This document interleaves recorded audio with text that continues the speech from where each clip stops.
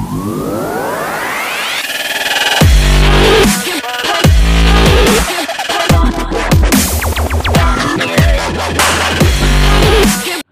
Friends, welcome back to our channel. అదేవిధంగా మనం చూసినట్టయితే 58th క్వశ్చన్ 4 మార్క్స్ ఎస్ఏక్యూ అయితే చూడబోతున్నాం.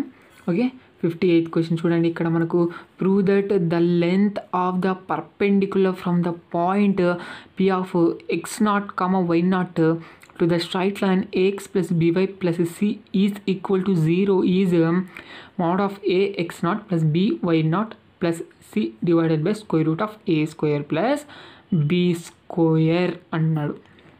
ఓకే, చూడండి, ప్రూవ్ చేయమంటున్నాడు. ఏం ప్రూవ్ చేయమంటున్నాడు? The length of the perpendicular from the point. Okay, so ఈ పాయింట్ నుంచి లెంత్ ఆఫ్ ద పర్పెండిక్యులర్ అన్నాడు అంటే ఖచ్చితంగా పాయింట్ నుంచి లైన్కి అనమాట. ఈ విధంగా, ఓకే, అది కూడా పర్పెండిక్యులర్గా. ఓకే, ఈ విధంగా లైన్కి పాయింట్ వచ్చేసి x0, y0, okay, to the straight line అనేది స్ట్రైట్ లైన్ ఈక్వేషన్ ఇచ్చాడు. ax plus by plus c is equal to 0. అలాగైతే మనకు ఈజ్ ఏమన్నాడంటే ఇదంతా మనకు చూసుకున్నట్టయితే, okay, so mode of ax0 plus by0 plus c divided by square root of a square plus b square అని చూపించమంటున్నాడు. మనకి తెలిసిండేది జనరల్గా ఏంటి, మనకు ఒక పాయింట్ నుంచి మనకు లైన్కి పర్పెండిక్యులర్ డిస్టెన్స్ కావాలి అంటే ఫార్ములా ఏమవుతుందంటే ఇది అవుతుంది. ఓకేనా, యాక్చువల్గా మనకి ఏమవుతుంది, mode of ax1 plus by1 plus c divided by square root of a square plus b square. ఇక్కడ మనకి x1 y1 అనేది పాయింట్ అనమాట. ఇక్కడ మనకి x0 y0 అయితే అయిపోయింది అనమాట. అంతే, ఏం పెద్ద తేడా ఏం లేదు ఇక్కడ మనకు. సో ఇది అని ప్రూవ్ చేయాలంట. మనకు ప్రూఫ్ అని చూపించమన్నాడు. మనకు ఒకసారి నాకు ఇది ఎలా వచ్చిందనేది నాకు ప్రూవ్ చేసి చూపి అంటున్నాడు. ఇక్కడ మనకు అర్థమవుతుందా? ఇక్కడ ఏం లేదు, ఈజీగా సాల్వ్ చేస్తాము. ఒకసారి చూడండి, ఇది మనకు దీని ప్రూఫ్ మాదిరే ఉంటుంది. ఓకే, దీని ప్రూఫే ఇది అనమాట, పెద్ద తేడా ఏం లేదు. అర్థమవుతుందా? ఇవి రెండు ఒకటే కాకపోతే ఇక్కడ x0 y0 ఉంది. ఓకే, ఇక్కడ వచ్చేసి మనకు x1 y1 ఉంటుంది. అంతే, ఏం పెద్ద తేడా ఏం ఉండదు అనమాట. ఇదంతా ఒక థీరం అనుకోండి. ఇది ఒక థీరం. ఓకే, ఇది ఒక థీరం ప్రూవ్ చేయాలన్నమాట. ఇది ఫార్ములా ఎలా వచ్చిందని ప్రూవ్ చేయాలంతే, ఏం పెద్ద తేడా అయితే ఏం లేదు ఇక్కడ. ఇప్పుడు మనకు ఇది 4 మార్క్స్కి చూసేద్దాం ఎలాగా చేస్తాము అనేది. కొంచెం జాగ్రత్తగా వినండి, చాలా బాగుంటుంది. ఇక్కడ మనకు ట్రాన్స్ఫర్మేషన్ ఆఫ్ యాక్సిస్ లేదా మనకు సెకండ్ చాప్టర్, సో దాన్ని బేస్డ్గా దీన్ని చేస్తామన్నమాట, ప్రూవ్ చేస్తాం ఎలాగనేది. ఒక్కసారి బాగా వినండి చాలు. చూడండి, ఆన్సర్ గివెన్ దట్ వాడు ఏమన్నాడు, equation of the straight line ఇచ్చినాడు. ఇది ఏమన్నాడు, ax plus by plus c is equal to 0 అన్నాడు. దీన్ని నేను ఈక్వేషన్ నెంబర్ 1 అయితే అనుకుంటాను. ఓకేనా, సో ఇక్కడ మనకు ఒక లైన్ ఈక్వేషన్ ఇచ్చాడు, అది మనకు ఇలా ఉంది అనుకుందాం. చూడండి, ఇది x యాక్సిస్, ఇది y యాక్సిస్, ఇది మనకు ఆరిజిన్ అయిపోతుంది. ఇక్కడ మనం చూసినట్లయితే లైన్ ఇలా వెళ్తుంది అనుకుందాం. ఓకే, సో ఈ లైన్ వచ్చేసి మనకి ఏమవుతుందంటే ax plus by plus c is equal to 0 అన్నాడు. మనకు పర్పెండిక్యులర్ డిస్టెన్స్ ఎక్కడి నుంచి కావాలి, ఒక పాయింట్ నుంచి ఈ లైన్కు కదా. ఒక పాయింట్ అనేది ఇక్కడ తీసుకుందాం, పర్పెండిక్యులర్గా తీసుకుందాం. ఓకే, పాయింట్ అనేది ఇక్కడ తీసుకుంటాను నేను. ఇది వచ్చేసి నాకు x0, y0 అని అనుకుందాం. ఓకే, వాడు ఎక్కడ ఒక పాయింట్, అది x0, y0 అనేది ఏదైనా అయి ఉండొచ్చు. సో మనకు ఒక పాయింట్ అనేది అనుకుందాం, x0, y0 అనేది ఇక్కడ ఉంది అనుకుందాం. ఓకేనా, సో ఇది మనకి ఏమవుతుందంటే అకార్డింగ్ టు ద మనము ట్రాన్స్ఫర్మేషన్ ఆఫ్ యాక్సిస్ ప్రకారంగా మనకి ఏం తీసుకుంటామంటే ఇక్కడ మనకు షిఫ్టెడ్ ఆరిజిన్గా తీసుకుంటాం అనమాట. ఓకే, సో x0, y0 అనేది మనం ఇక్కడ షిఫ్టెడ్ ఆరిజిన్గా తీసుకుంటాం. అర్థమవుతుందా? సో ఎందుకు తీసుకుంటామని చెప్తాను చూడండి. ఇక్కడ let h, k is equal to x0, y0గా తీసుకుంటాను అనమాట. ఓకే, ఎందుకు తీసుకుంటానంటే వాడు ఏమన్నాడు చూడండి, prove that the length of the perpendicular from the point to the line అన్నాడు. ఓకే, ఇది ఏదో ఒక పాయింట్ అయి ఉండొచ్చు, మనకు తెలియదు కదా x0, y0 అనేది, లేదా మనకు p of x1, y0 y1 ఏదన్నా ఒకటి, ఏదో ఒక పాయింట్. ఓకే, ఆ పాయింట్ మనకి ఎక్కడ ఉందో అనేది తెలియదు ఇక్కడ మనకు. కాబట్టి ఇక్కడ మనకి ఏం తీసుకుంటామంటే according to the transformation of axis ప్రకారంగా మనకి ఎలా తీసుకుంటామంటే షిఫ్టెడ్ ఆరిజిన్గా తీసుకుంటాం అనమాట. x0, y0 అనేది ఇక్కడ మనకు పాయింట్ ఏ విధంగా తీసుకుంటాం, షిఫ్టెడ్ ఆరిజిన్గా తీసుకుంటాం. h, k కూడా x0, y0 అనేది తీసుకుంటాం అనమాట. అలాగైతే నాకు ఏమవుతుంది, ఆ పాయింట్ నుంచి మనకు లైన్కి కదా కావాల్సిండేది, ఏంటి, పర్పెండిక్యులర్ డిస్టెన్స్. కాబట్టి మనకు లైన్ అనేది ఇలా వెళ్తుంది అనుకుందాం. ఓకే, ఇక్కడ మనకు న్యూ యాక్సిస్ ఏర్పడుతుంది కదా, మనకు ఆరిజిన్ షిఫ్ట్ అయిందంటే ఇక్కడ మనకు యాక్సిస్ వచ్చేసి X, Y అయితే అయిపోతుంది అనమాట. ఈక్వేషన్ ఆఫ్ ద లైన్ వచ్చేసి ax plus by plus c is equal to 0. ఇది ఒకటే. ఓకే, ఇక్కడ మనకు ఏమవుతుందంటే ఇక్కడ మనకు ఆరిజిన్ షిఫ్ట్ అయ్యింది. ఓకేనా, ఆరిజిన్ షిఫ్ట్ అయ్యింది అంటే మనకు ఈ విధంగా అవుతుందన్నమాట. పాయింట్ అనేది ఈ విధంగా ఉంది. అలాగైతే మనకు ఇక్కడ వినండి, we know that according to the transformation of axis ప్రకారంగా H comma K is the shifted origin. అలాగైతే మనకు capital X comma capital Y is new coordinates of small X comma small Y. దీని అప్పుడు మనకు తెలుసు కదా, ఇది మనకు స్మాల్ ఎక్స్ దేనికి ఈక్వల్ అంటే capital X plus H, small Y దేనికి ఈక్వల్ అంటే క్యాపిటల్ వై ప్లస్ కే అనమాట. ఓకేనా, ఇక్కడ మనకు ఒకటి గుర్తుపెట్టుకోండి, ఇది మనకు ట్రాన్స్ఫర్మేషన్ ఆఫ్ యాక్సిస్లోనే తెలుసు. ఎప్పుడైనా కానీ ఆరిజిన్ షిఫ్ట్ చేసినాము అంటే, ఓకే, ఆరిజిన్ ఎప్పుడైనా కానీ షిఫ్ట్ చేసినాము అంటే అప్పుడు మనకు పాయింట్ ఏ విధంగా అవుతుందంటే ఈ విధంగా ఉంది అనుకోండి. అప్పుడు మనకి ఏమవుతుందంటే అందులో మనకు ఒక వేళలో ఉన్న ఇక్కడ మనకు న్యూ యాక్సిస్లో ఉన్న పాయింట్ కూడా షిఫ్ట్ అవుతుంది అనమాట. ఇప్పుడు x y, okay, x y చెప్తున్నా చూడండి, ఇది ఒరిజినల్, ఇది ఓకే. ఒరిజినల్లో మనకు ఒక పాయింట్ ఉంది అంటే according to the new system ప్రకారంగా కూడా ఆ పాయింట్ అనే ఒకవేళ ఆరిజిన్ షిఫ్ట్ అయ్యింది అంటే మనకు పాయింట్ కూడా షిఫ్ట్ అవుతుంది అనమాట. ఈ విషయం తెలిసిండేదే. ఇప్పుడు నాకు x0, y0 అనేది ఏంటి, మనకు ఒరిజినల్ సిస్టంలో ఒక పాయింట్.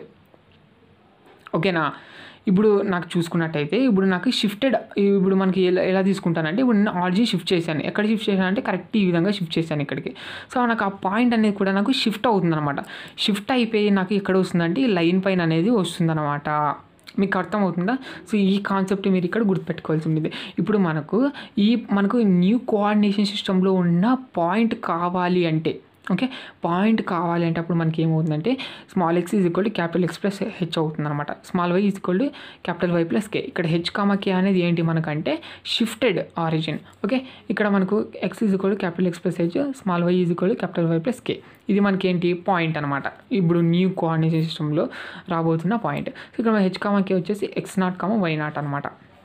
ఓకే, ఇప్పుడు మనకి ఏమవుతుంది, అప్పుడు x is equal to capital X plus x0 అయితే అవుతుంది అనమాట.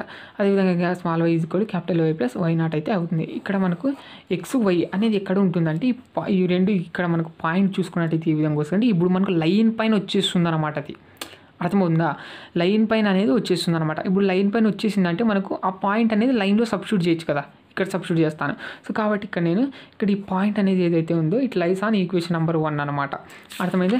కాబట్టి ఇక్కడ ఈక్వేషన్ నెంబర్ 1 పైన ఇప్పుడు నాకు ఆ పాయింట్ అనేది ఈక్వేషన్ నెంబర్ 1 పైన లై అవుతుంది అనమాట. ax plus B Y plus C is equal to 0 పైన. కాబట్టి నాకు substituting X comma Y in equation number 1 అనమాట. కాబట్టి a into X plus x0 plus b into Y plus y0 plus C is equal to 0గా మారిపోతుంది అనమాట. ఇక్కడ ఏతో ఇంటూ చేసేద్దాము, ఇక్కడ మనకు బీతో అయితే ఇంటూ చేసేద్దాము. అప్పుడు మనకు a x plus bx0 plus b y plus by0 plus C is equal to 0గా వచ్చేస్తుంది. ఇక్కడ మనకు ax0 by0 ప్లస్ సి ఇదంతా ఏంటి మనకు కాన్స్టెంట్ అయిపోతుంది కదా. x0 అనేది ఒక పాయింట్, ఒక పాయింట్ ఎంతో కొంత వాల్యూ 4 అలా ఉందనుకుందాం. ఇప్పుడు ఏ అనేది కూడా కాన్స్టెంట్ కదా, ఏదో ఒక వాల్యూ 2 × 4 అంటే 8 అవుతుంది కదా. కాన్స్టెంట్, ఇది కాన్స్టెంట్, ఇది కాన్స్టెంట్, ఇది కాన్స్టెంట్.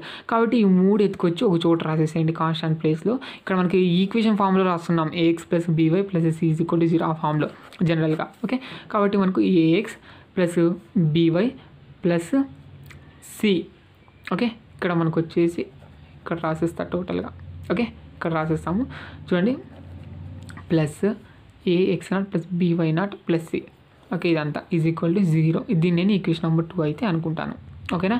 సో అంటే ఏంటి మనకు ఇక్కడ మనకి ఏమైపోయిందంటే ఇప్పుడు ఇలా ఈక్వేషన్ అయితే వచ్చేసింది అనమాట. ఈ ఈక్వేషన్ ఏంటి మనకు ఇది అనమాట.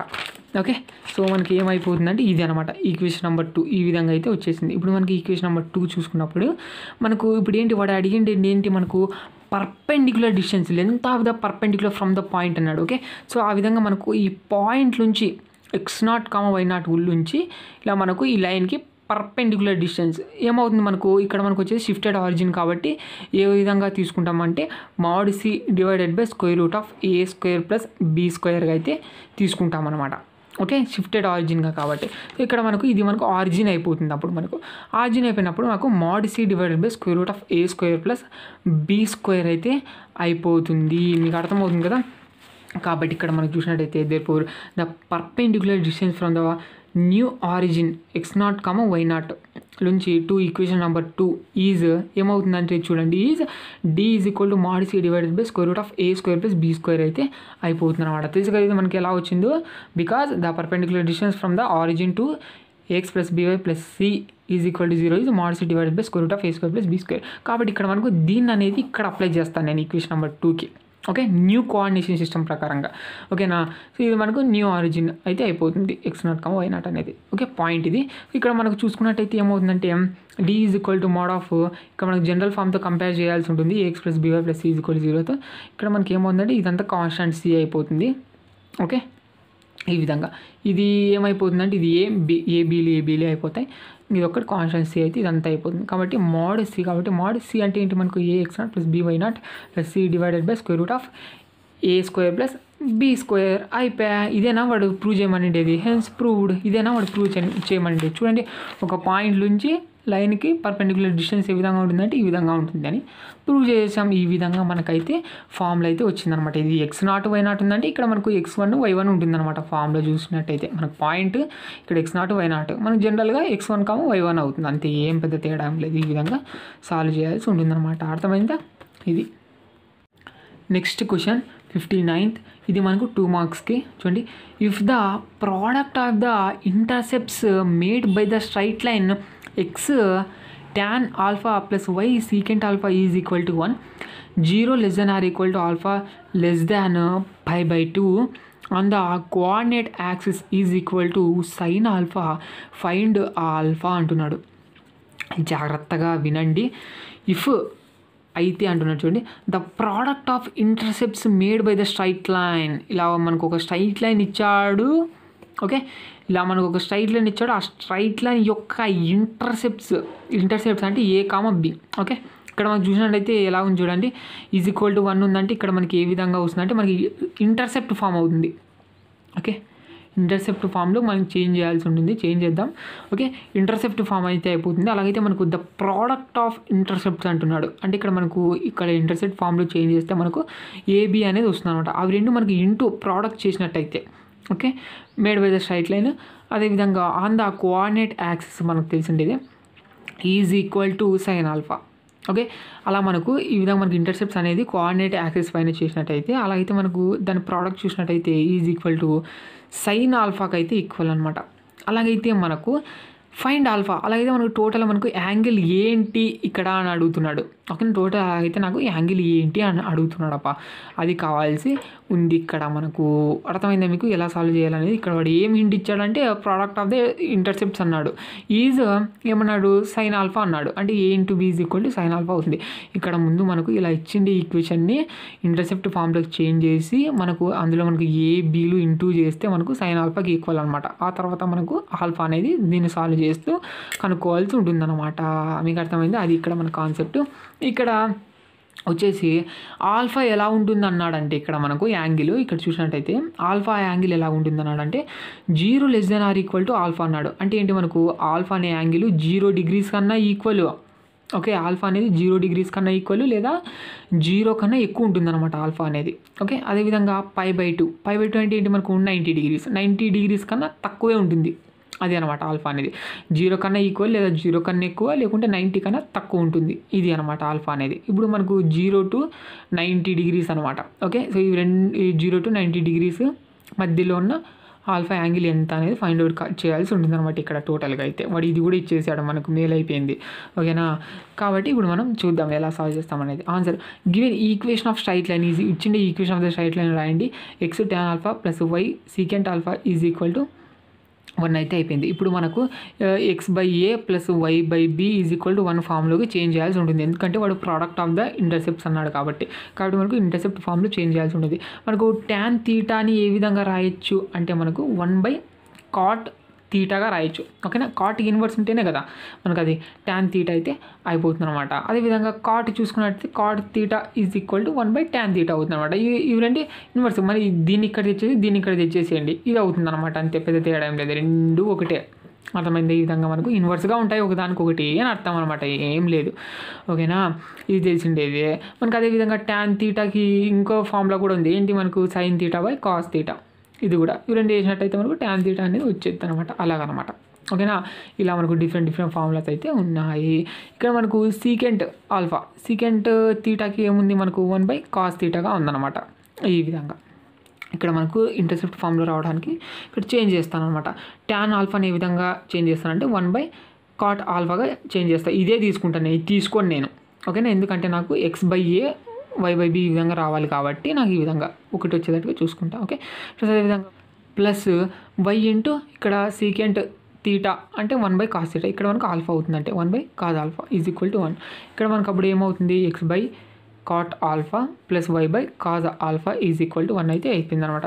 చూడండి, this is intercept form x/a plus y/b is equal to 1గా ఉందన్నమాట. ఇక్కడ x ఇంటర్సెప్ట్ చూద్దామా, వాడు ఏమన్నాడు చూడండి, ఇక్కడ మనకు product of intercepts made by the straight line on the coordinate axis అంటున్నాడు, అదే అనమాట. కాబట్టి ఇక్కడ మనకు x ఇంటర్సెప్ట్ ఏ వచ్చేసి ఏమవుతుంది cot ఆల్ఫా అయితే అయిపోతుంది, y ఇంటర్సెప్ట్ b వచ్చేసి ఏమవుతుంది cos ఆల్ఫా అయితే అయిపోతుంది. యాజ్ పర్ గివెన్ డేటా ప్రకారంగా the product of the intercepts made by the straight line on the coordinate axis is equal to sin alpha అన్నాడు చూసినట్టయితే మీరు. కాబట్టి మనకు a into b is equal to sin alpha అనమాట. ఏ అంటే cot alpha into b అంటే cos alpha is equal to sin alpha. Cause ఇక్కడ మనం చూసినట్టయితే కాట్ ఆల్ఫాని ఏ విధంగా చేంజ్ చేస్తానంటే మనకు తెలుసు కాట్, ఓకే, కాట్ తీటా అంటే మనకి ఏమవుతుందంటే cause theta by sine theta, అంతే కదా. మనకు tan తీటా ఏమవుతుంది మనకు sine theta by cause theta అయితే అవుతుంది అనమాట. ఇక్కడ మనకు కాట్ తీటా ఎలా ఉంటుందంటే దీనికి ఇన్వర్స్గా ఉంటుంది కదా. సో కాబట్టి మనకు 1/tan అన్నప్పుడు మనకి ఏమవుతున్నప్పుడు మనకు cause theta divided by sine theta అయితే అయిపోతుంది అనమాట, రెసిప్రోకల్ అయిపోతుంది, ఇది మనకు తెలిసిండేదే. కాబట్టి ఇక్కడ మనకు కాట్ తీటాని ఏ విధంగా చేంజ్ చేస్తా అంటే cos theta divided by sine తీటాగా చేంజ్ చేస్తాను అనమాట. ఇక్కడ చేంజ్ చేస్తాను ఎందుకంటే ఇక్కడ మనకు cos alpha into cos alpha ఏమవుతుందంటే ఇక్కడ మనకు ఏమవుతుంది కాజ్ స్క్వేర్ ఆల్ఫా అయితే వచ్చేసి, ఓకే, కాజ్ స్క్వేర్ ఆల్ఫా అయితే వచ్చేసింది. అదేవిధంగా ఇక్కడ మనకు డివైడెడ్ బై సైన్ ఆల్ఫా ఉంటుంది. ఈ సైన్ ఆల్ఫా కూడా ఈ సైడ్ తెచ్చేయండి, ఇంటూలో ఉంది కాబట్టి కింద ఇంటూ అవుతుంది. ఇక్కడ మనకు ఏమవుతుంది అప్పుడు మనకు sine alpha into sine alpha అంటే సైన్ స్క్వేర్ ఆల్ఫా అయితే వచ్చేసింది ఈజ్ ఈక్వల్ టు 1 అయితే ఉంటుంది అనమాట. ఇక్కడ చూడండి, ఇక్కడ ఈ విధంగా అయితే వచ్చేసింది అనమాట. దీని సైడ్తో తెచ్చుకున్నట్టయితే ఇక్కడ ఇంటూ అవుతుంది. Sine cos square alpha divided by sine square alpha is equal to 1 అయితే అయిపోయింది. ఇక్కడ మనకు స్క్వేర్ని టోటల్గా బయట రాసేద్దాం. ఓకే, ఇక్కడ మనం cos alpha divided by sine alpha whole స్క్వేర్గా రాసేద్దాం ఈజ్ ఈక్వల్ టు 1 అనమాట. ఇక్కడ మనం చూసినట్లయితే cos theta by sine theta అంటే ఏంటి మనకు తెలుసు కనుక cos theta divided by sine theta అంటే మనకు కాట్ తీటా, మళ్ళీ ఇందులో చేంజ్ చేద్దాం. ఓకే, ఇక్కడ మనకు చూసినట్టయితే అదేవిధంగా స్క్వేర్ అనేది ఈ సైడ్ ఇచ్చేస్తాను. అప్పుడు మాకు ఏమవుతుందంటే cos alpha divided by sine alpha is equal square root of 1. Square root of 1 అంటే 1 ఇంకా, ఓకే, 1 అని అర్థం. So cot alpha is equal to 1 అనేది అయిపోతుంది. మీకు అర్థమైందా? ఈ విధంగా అనమాట. ఇప్పుడు మనకు cot alpha is equal to 1 అనేది వచ్చేసింది. ఇక్కడ cot alpha is equal to 1 వచ్చింది. ఇప్పుడు మనకు వాడు ఏం చేయమన్నాడు క్వశ్చన్లో ఫైండ్ ఆల్ఫా అన్నాడు. ఈ విధంగా వచ్చిన తర్వాత ఇక్కడ నుంచి ఆల్ఫాను ఫైండ్ అవుట్ చేయాలి. కాబట్టి మనకు 1, ఓకే, కాట్లో తీసుకుందాం. ఓకే, విత్ రెస్పెక్ట్ టు కాట్లో మనకు అకార్డింగ్ టు ద ట్రిగ్నామెట్రీ ప్రకారంగా 1 ఎప్పుడు అవుతుందో చెప్పాలి మీరు. Okay, according to the trigonometry ratios ప్రకారంగా cot 45 degrees is equal to 1కి అయితే ఈక్వల్ అనమాట. కాబట్టి ఇక్కడ నేను 1ని ఏ విధంగా రాస్తాను అంటే కాట్ 45 degreesగా రాస్తాను. కాటు cancel alpha is equal to 45 degrees అయితే అయిపోతుంది. వాడు ఫైండ్ చేయమనేది ఆల్ఫా కాబట్టి ఇంత ఫైండ్ చేసాం. అది కూడా ఏమన్నాడు which is 0 less than or equal to alpha less than π/2 అనమాట. చూడండి 0 to 90 degrees, ఓకే, లేకుంటే 0 కన్నా ఈక్వల్ అనమాట. ఆ విధంగా ఉంది కదా, చూడండి ఇందులోనే ఉంది మనకు 45 degrees అనేది. ఓకేనా, ఆల్ఫా అనేది ఇంత ఉంది 45 degrees ఉంది. ఈ విధంగా అయితే ప్రూవ్ చేసేసాం, అంతే అనమాట.